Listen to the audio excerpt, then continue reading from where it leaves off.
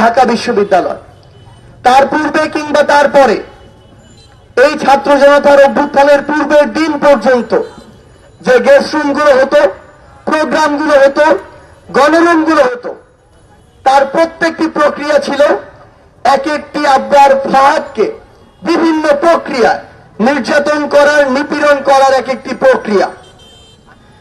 আজকে ঢাকা বিশ্ববিদ্যালয়ের ছেলেদের যে হলগুলোতে প্রথম বর্ষের শিক্ষার্থীরা সিট পাচ্ছে, সেই হলগুলোতে এক প্রকার কৃত্রিম সিট সংকট তৈরি করে 3 বছর আমাদেরকে গণরুমে থাকতে বাধ্য করা হয়েছে।